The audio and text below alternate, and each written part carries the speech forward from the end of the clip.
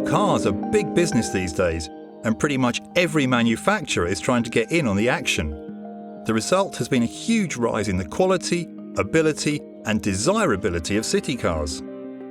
That means the i10 faces a tough challenge to compete successfully against the likes of the Volkswagen Up, Toyota Aygo and Renault Twingo. However, Hyundai has a neat trick up its sleeve.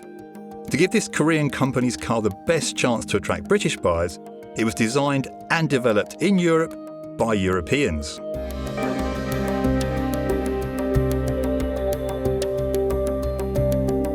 It's fair to say that Hyundai has never really been renowned for the quality of its design. We reckon it was a really good move to have this car designed in Europe, because what the company's come up with is a really smart looking little runabout.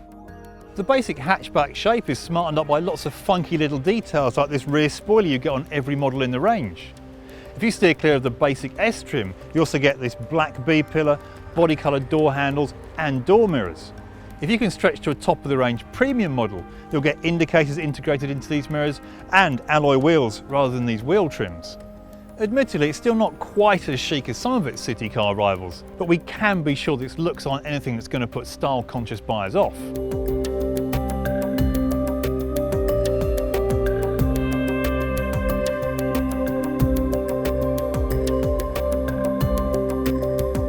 Inside too, the designers have done a great job making this car genuinely desirable. The plastics are nicely textured and this two-tone dashboard lends a welcome splash of colour. It's all really easy to use too. The controls are big, chunky and logically laid out, and you get a great view all round.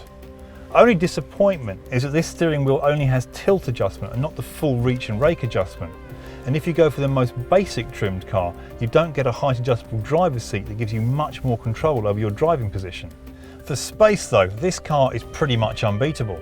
Hyundai says it straddles the city car and super mini classes, and sure enough, it's bigger than pretty much all of its city car rivals. Not only is there plenty of room in the front of the car, there's enough room in the back for a couple of 6-foot tall adults, and the seats are really comfortable and supportive. To complete the package, there's decent stowage for odds and ends dotted around the cabin, and the boot is one of the biggest in the city car class, with split folding rear seats standard on every model in the range. Our only complaint is that when you drop those rear seats, they don't sit completely flat, and there's quite a big lip to lift things over when you're loading and unloading that boot. Last but not least, you can relax if you are worried that buying a car at this price meant sacrificing quality. The way the i10 is put together means you think it will last a lifetime, and the materials they use seem really hard wearing.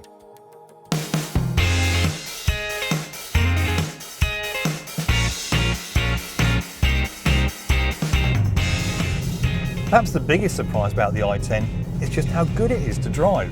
And most importantly for a city car, it's really easy to drive, with light steering and a smooth gear change that make it an absolute doddle to pilot through congested city streets. What's more, the ride is really smooth and comfortable for a city car, and yet the suspension keeps the body movements well enough controlled to give the car a really nimble feel through the bends. To cap it all, the refinement is way better than you'd expect of a car this small. If you spend most of your motoring life in town, then either of the two petrol engines will suit you perfectly and return good fuel economy. Contrary to what you might expect though, the less powerful 1 litre engine is actually the smoother and the sweeter of the two. However, if you do regularly stray beyond the urban jungle, it's worth spending a little bit extra to get the 1.2. Its extra power makes life much easier on the motorway, but the price you pay is there's not much power at low revs, so you need to make regular use of the 5-speed gearbox to keep the engine spinning at its most efficient. The i10 really is the complete package. Not only is it one of the most practical city cars, as long as you avoid the entry-level trim, it also provides all the kit you'll really need.